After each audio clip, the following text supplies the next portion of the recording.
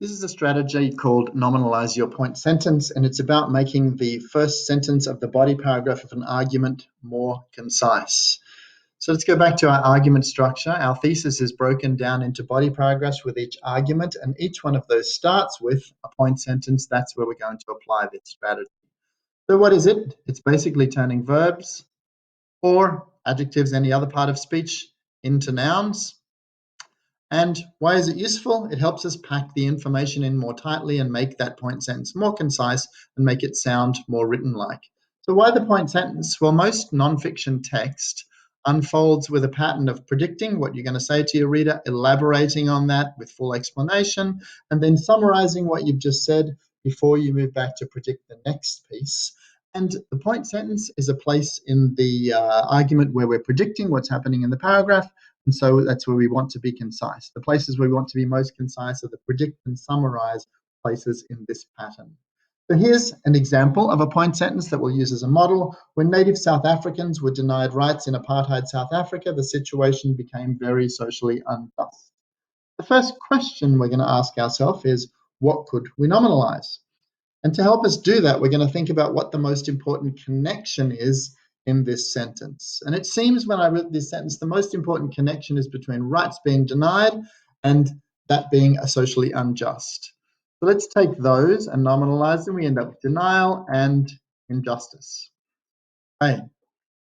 Next question we're going to ask ourselves about each of the nominalizations that we created is, what else do I know about the thing? I know that it's about rights. I know that they were denied to native South Africans, and I know where it happened. So I then ask myself, and where could I build all of that information into the nominal group? Now, in this case, the rights can come here, denial of rights. The who they were denied to could come here, and where could come here. So we end up, if we add a the at the beginning to round it off, with the denial of rights to native South Africans in apartheid South Africa. Just to make this a little bit neater so we don't repeat South Africa, we could change the last one to simply under apartheid. So let's look at our other nominalization, injustice. What else do we know about this thing? We know that it was social injustice, and we know that it was very socially unjust. How could we build this information into the nominal group? Well, that's quite simple, social injustice. The very is a little more tricky, so I'm going to go to a thesaurus here, look up very, and when I look through the options here, the idea of extremely seems interesting to me, so I'm going to go back and build that in, and I have extreme social injustice as my second nominal group. Now I simply have to ask myself, how can I join the two nominal groups? And since the first one is causing the second one, I'm just going to add a simple causal verb to the middle. So here's how to. You ask yourself, what can I nominalize? What else do I know about the thing? How can I build that information into the nominal group? And how can I join the two nominal groups? So why bother? Take a look at the difference between these two. In the first one, we have 17 words, two clauses joined by one conjunction, and it sounds pretty spoken-like. In the second one, we have 15 words, only one clause, no conjunctions. It sounds more written-like. Now, you might argue that we changed in apartheid South Africa to under apartheid, and that's how we lost the two words. But take a look at this.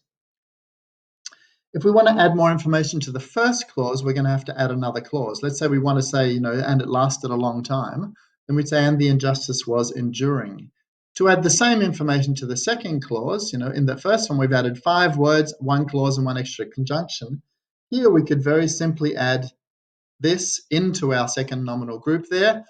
And that's allowed us to pack more information in because of once we've turned something into a noun, we can describe it and add information to it in very concise ways.